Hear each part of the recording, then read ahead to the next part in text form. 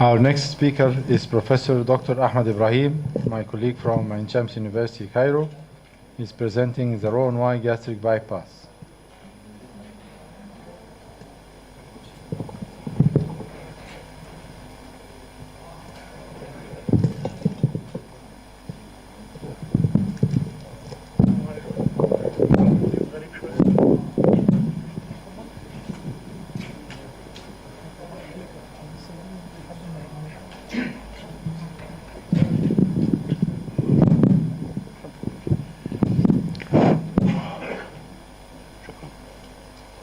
Thank you, Mr. Sherman. I'll talk about the classic Roux-en-Y gastric bypass procedure. First, this procedure was invented by Mr. Mason, 1966, 1967. And in fact, Mr. Mason actually introduced the restrictive component to the bariatric surgery.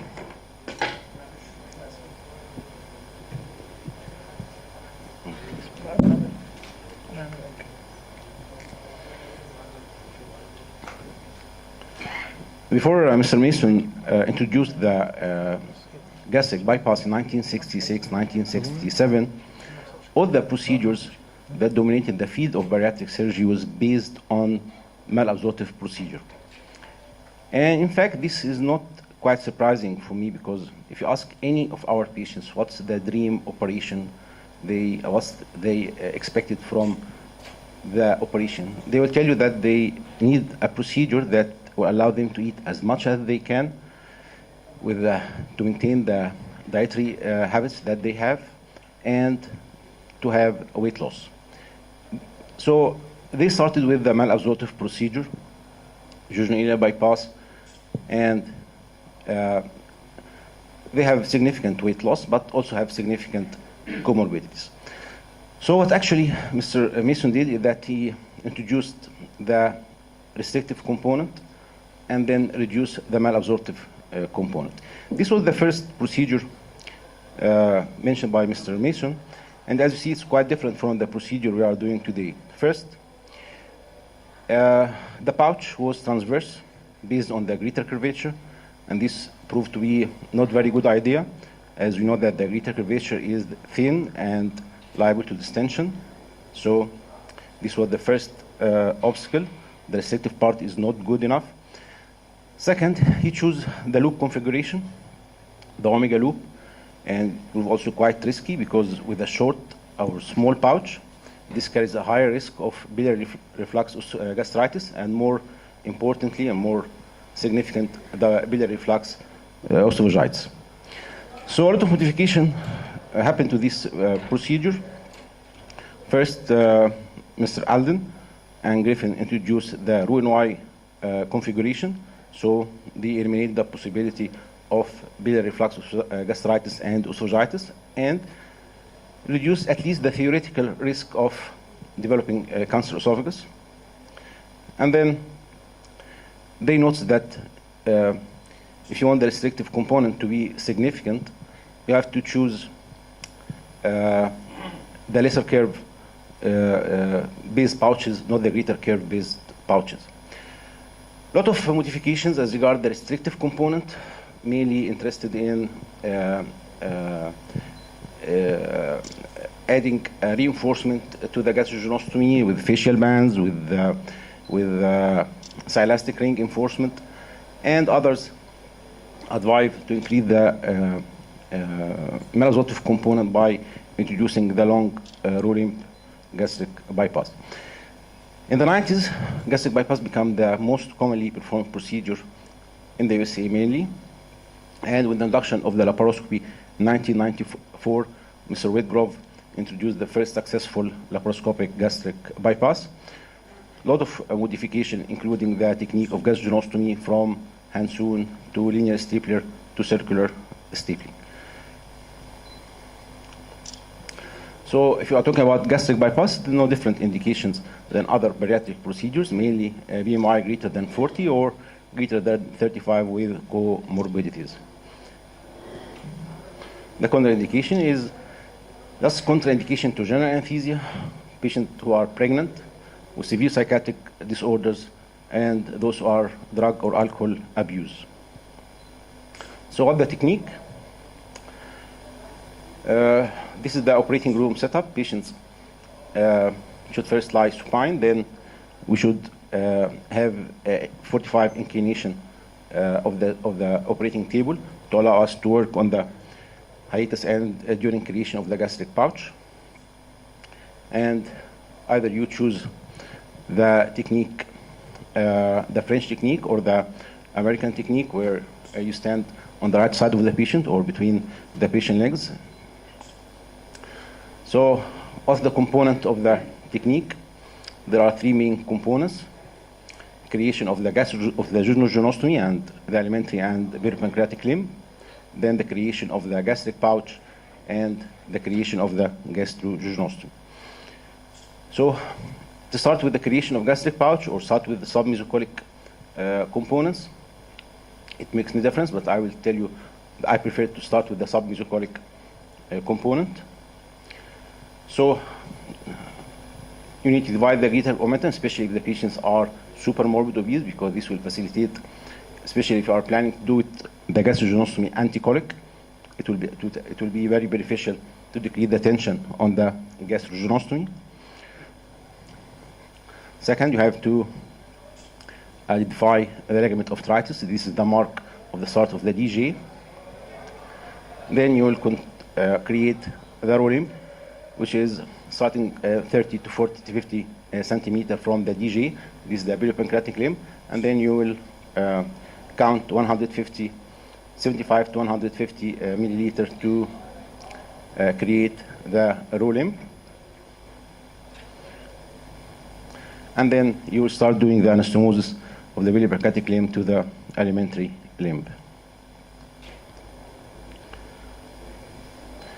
Then, if you choose the submesocholic component first, then you have to go to how to create the gastric pouch. First, you have to do hiatal exposure, and this is a mechanism of weight loss. I explain it later, but this is the restrictive component is extremely important in the success of the procedure. So a small pouch is essential. So they advise 25 milliliter, and you can put either a calibrating balloon, or you can use the second way, just following the landmarks. We identify the vascular arcades of the left gastric artery, and we dissect the lesser omentum between the first and second vascular arcades. And then you start stapling transversely. Then after first stapler, you start to dissect the posterior part of the pouch, eliminating any posterior sagging or identifying any hiatus hernia and correcting. And then you start stapling caudally toward the angle of face, aiming at the angle of face, and this will create a pouch around 25 to 30 milliliter.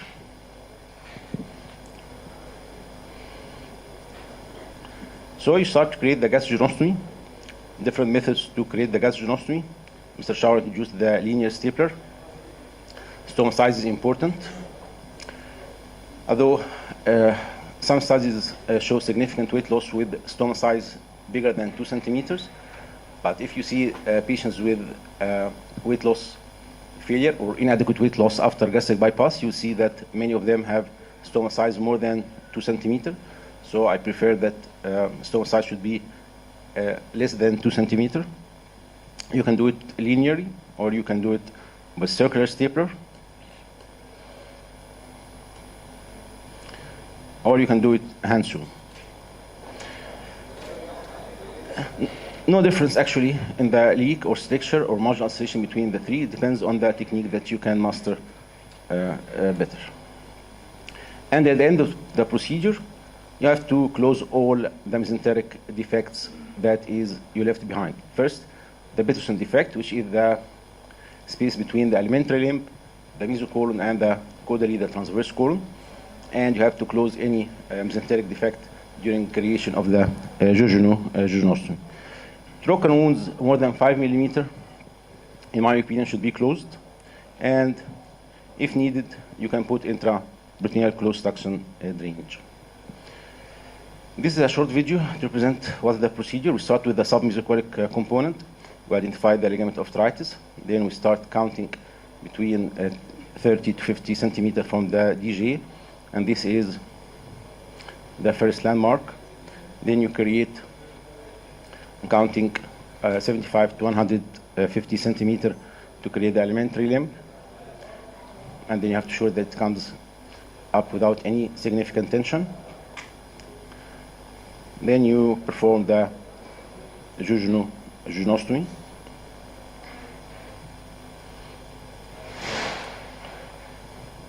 A white reload, 60 millimeter.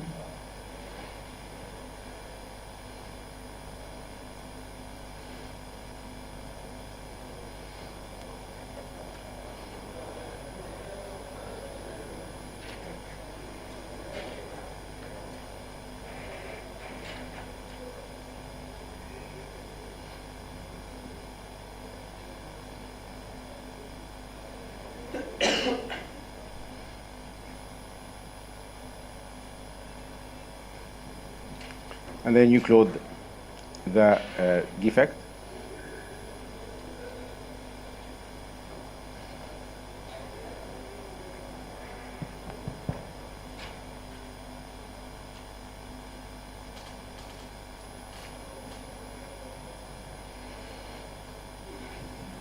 Close all the mesenteric defect because this is a size for potential internal hernia.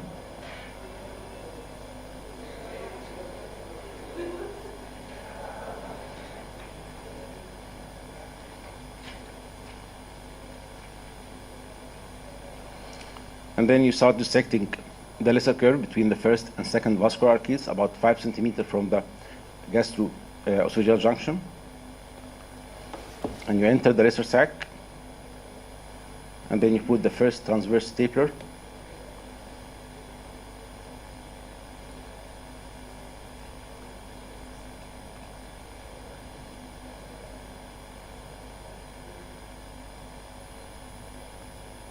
And then you put a calibrating tube. Mainly, the main importance of the calibrating tube is that it elevates the stomach so that you can dissect the posterior aspect of the stomach and prevent any posterior sagging. Then you continue your stapling until you divide the stomach completely. Then you perform the gastrostomy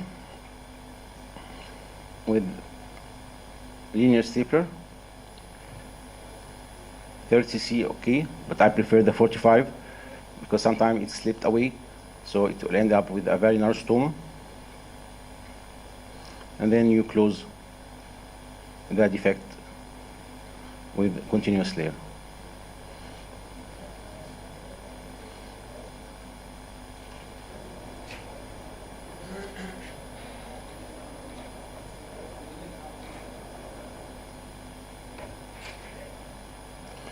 So what about the intraoperative complications? Splenic injury is not very common complication, but it can happen.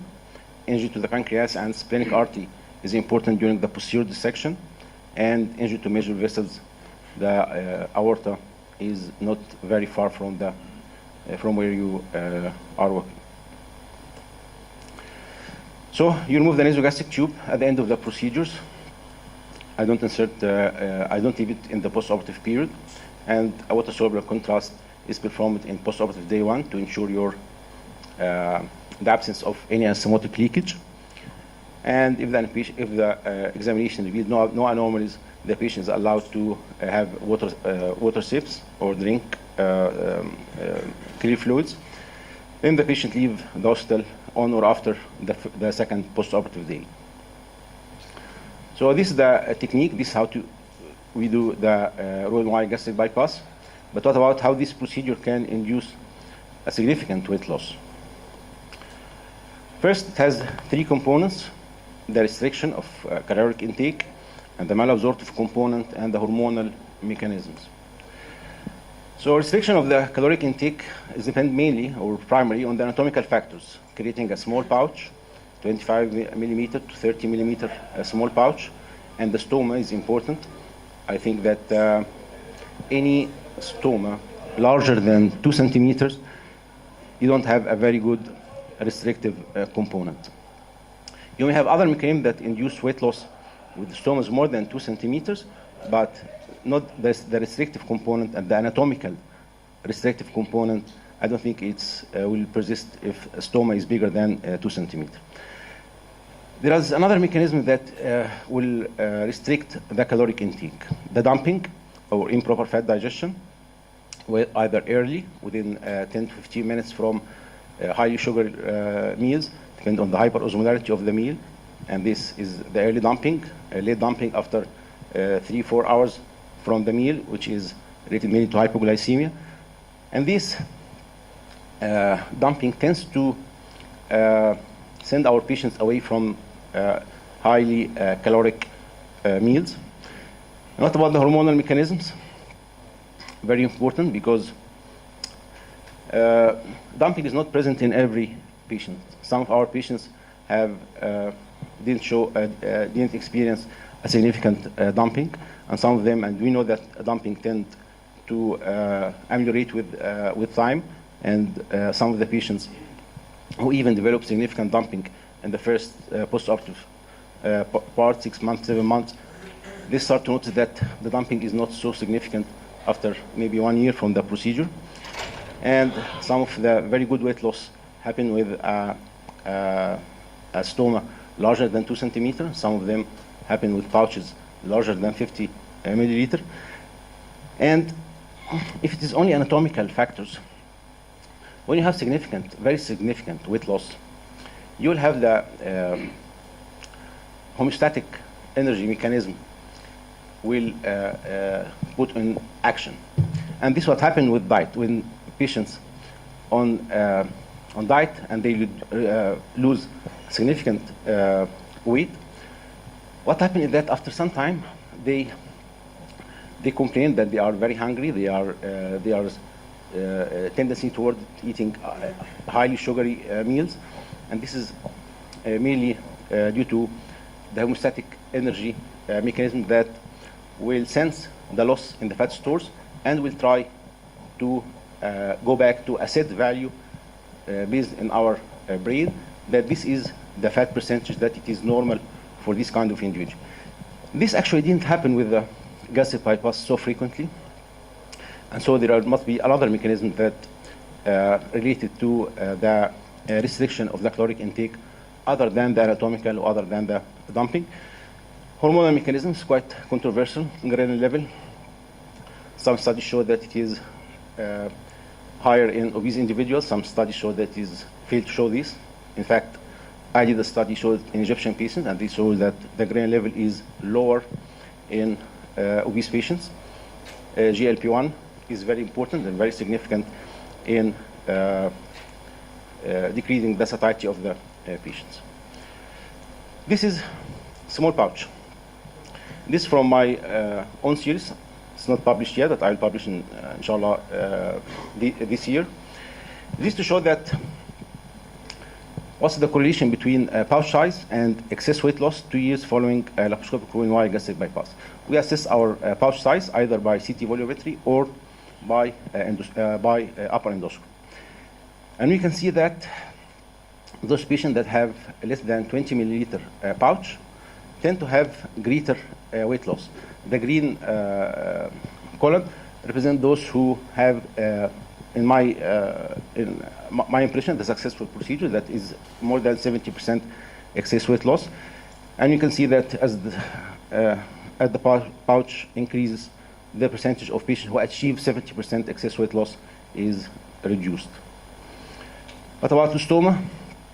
A lot of studies failed to realize that stoma is very important in weight loss, especially if the patient have successful weight loss. Some of the very successful weight loss have very big stomas, and a lot of studies are controversial. And what's important is that trial of stoma reduction usually failed to induce significant weight loss. And a lot of studies show that dumping is very important in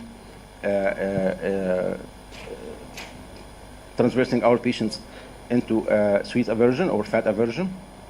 Other studies fail to show that. So this is the concern about the first component of gastric bypass, the restriction of caloric intake. So what about the malabsorption? It plays a significant role in initial weight loss, doubtful, but may play a significant role in maintaining weight loss. Actually, lessons learned from the history that when they start to do malabsorptive procedures, like the jejunal bypass, they started to do the procedure and they discovered that if you will depend on the malabsorption component, you have to be really malabsorptive. So if all of us remember that the jejunal ileal bypass, they left 14 inches of the proximal jejunum and 4 inches of the distal ileum. And even with this very strong malabsorptive component, they have some patients with failure to induce significant weight loss. So if you will going to depend on the malabsorption part, you can consider gastric bypass is a primary malabsorptive procedure, because actually if the estimated small bowel length is 450 to 500 and you just bypass around 75 or 50 to 30 centimeter from the alimentary tract, this is not a significant portion to add malabsorption, especially toward the calories, the protein, the carbohydrate, the fat. Okay, but if you increase the malabsorptive component in the gastric bypass, most probably you will not end up with a significant weight loss, but you will end up with a significant comorbidities. Iron deficiency, anemia, vitamin B deficiency, calcium deficiency, and all this will exaggerate if you extend the length of the ruling. So this part is also from my own series. Evident that in my patients, there is no significant difference if you increase the alimentary range from 75 to 150 centimeter. In fact, those patients who achieve more than 70% excess weight loss, surprisingly higher in the 75 centimeter group. This signifies that probably increasing the alimentary from 75 to 150 was not adding much to the weight loss. However, in the 250 situation, of course, there was a significant difference. And this study was performed in 36 patients who have weight regain more than 20% of their nadir weight, the lowest weight that they achieve, and 8 years following Roux-en-Y gastric bypass. And you can see that those patients in the group of 75 centimeter was the high. So it's probably not add much in the initial weight loss, but it probably will have some significant role in maintaining the weight loss. Hormonal modifications are very controversial. Ghrelin ideally should be lowered because of the bypassing of the fundus, which is the main site of production of ghrelin. However, some studies have failed to show this. And as I told you, one of my study done in the Egyptian patients by my colleagues and me have failed to realize that there is a difference in the ghrelin level between our patients and the normal individuals, and fail to show that the ghrelin level have reduced markedly after the procedure. However, in those individuals that have high ghrelin level before the procedures and go down, you can see that when control groups who underwent a strict diet, what happened that when they lose around 17% of their weight loss, you will find an 24% increase in area under the curve of ghrelin. So ghrelin with time tend to compensate for the weight loss, and this is one of the homeostatic energy mechanisms that the body tend to achieve or to maintain a set value of fat percentage that he thinks that this is the ideal fat percentage for this particular individual. In Roux-en-Y gastric bypass, studies show that after losing 36%, that's double the weight loss with those induced by just diet, they have 72% decrease in gradient compared to with matched individuals.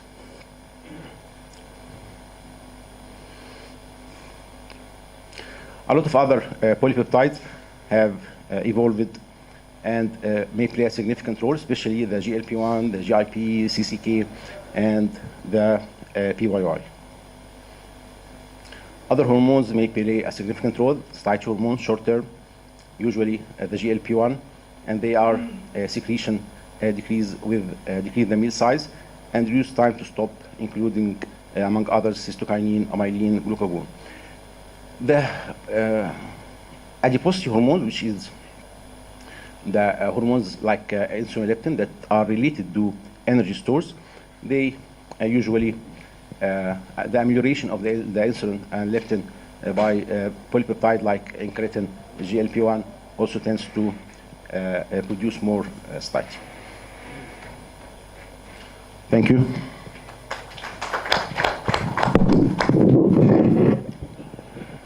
Any questions for Professor Ahmed Ibrahim? The mic for Professor Scopinaro, please.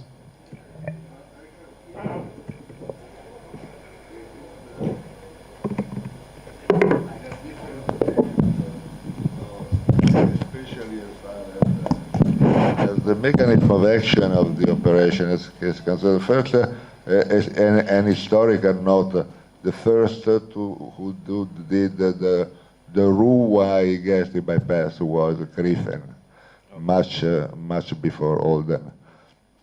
But this is just because I was casually there. I didn't understand if you prefer the transmesocolic or the anticolic.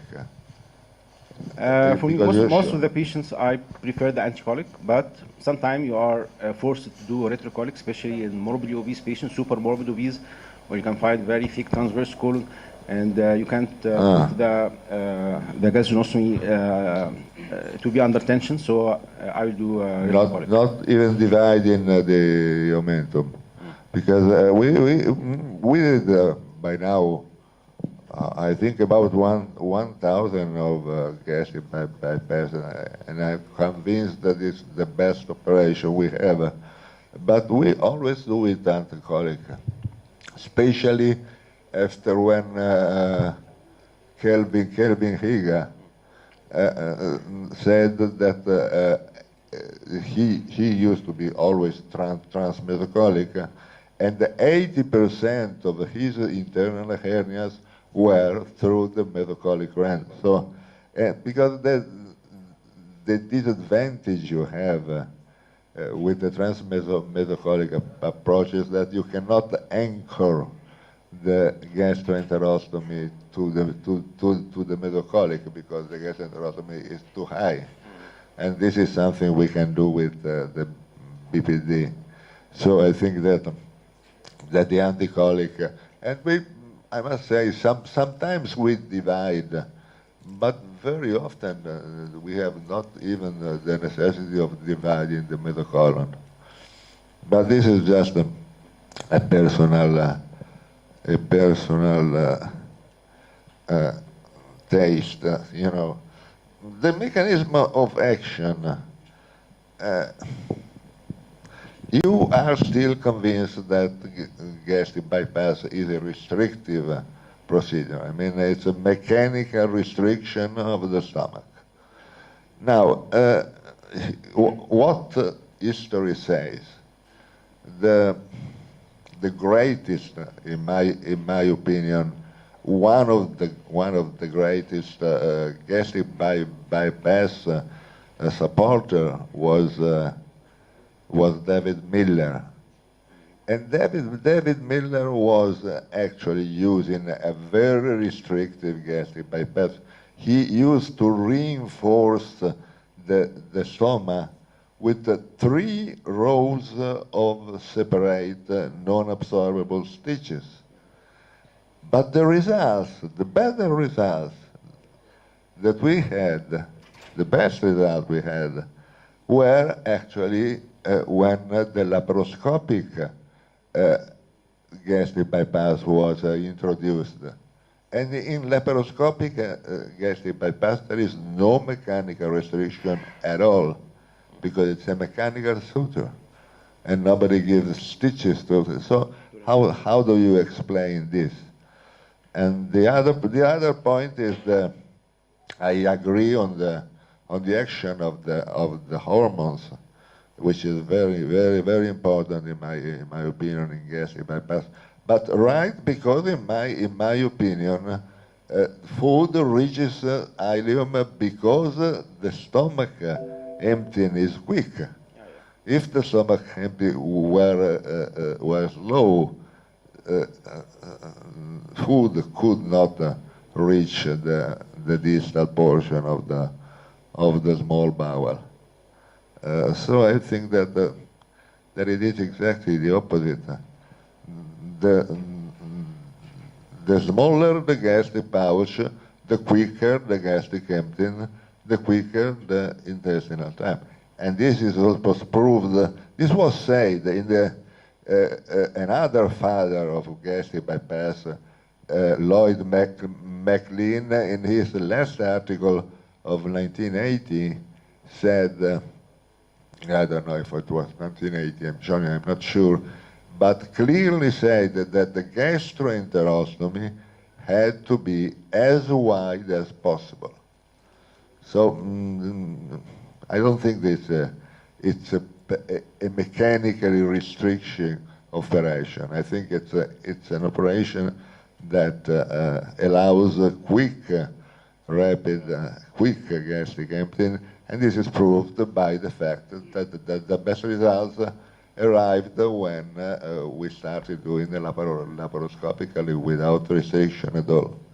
What do you think? Yes, I think that yes, in the initial weight loss, maybe stomach size is not a significant factor, because you can depend on other mechanisms like dumping, which when the stomach is big, you should expect that your patients will have more dumping, and this will prevent him from maybe eating a lot. And the second mechanism that when you have a wide stoma, you can early stimulate the hindgut theory, where early stimulate the L cells in the ileum, and this produce the incretin or the endopeptide like GLP-1, and this will have a significant role in decreasing the satiety and changes in insulin level and other hormones. But I think this physiological phenomena tends to ameliorate with time.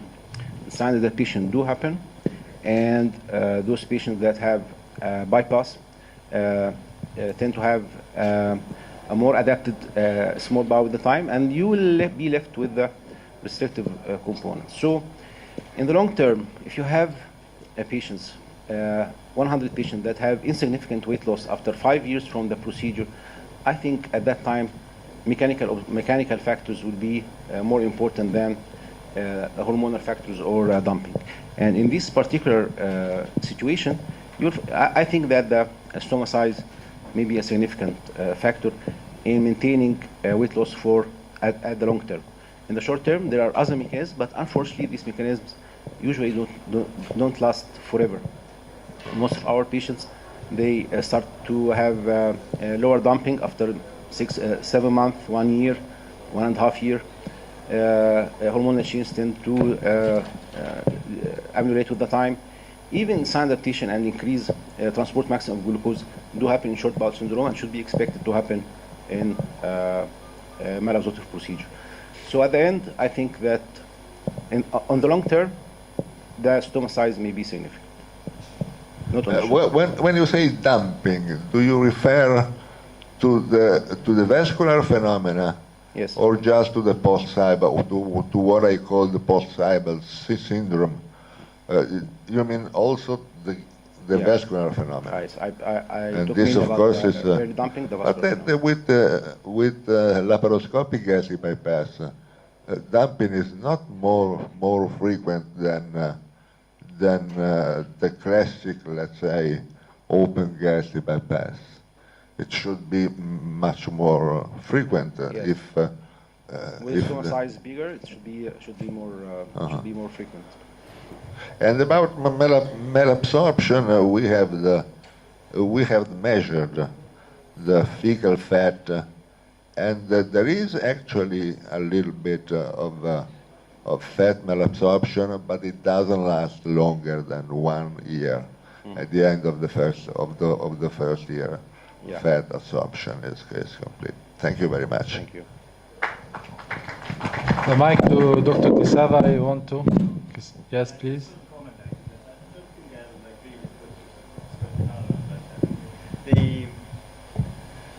The size actually, it makes a difference, because after about 3 to 5 years, most of the patients we have seen are able to eat more, but only some of them are not able to put on weight. But the majority, they put on weight when they start eating a lot. And that is because, and you may say that there is a rapid transit, but you are forgetting the small bowel at the gastrointestinal anastomosis, it starts stretching. Therefore, it will go up to that point and doesn't go beyond it too fast. And therefore, they still have a problem. Therefore, restriction is an important component, even after 3 to 5 years. And it's very important. Adaptive mechanisms come into play 3 to 5 years later, and therefore they're not able to have that sort of malabsorption I was speaking about post-cybal. They won't have that much, in fact. It gets better and better and better. We have seen in the gastric bypass gastrectomies in cancer patients also similar, and exactly the same thing. But Khaled and Clements, their studies have shown that restriction actually makes a lot of difference, in fact, by putting a ring and phobia also. And restriction seems to play a longer time, and if you keep that restriction for a longer period, they seem to keep the weight off. And that alone says that it's mainly restrictive operation. Of course, there is malabsorption. Some of the patients, severe malabsorption, some of them have less.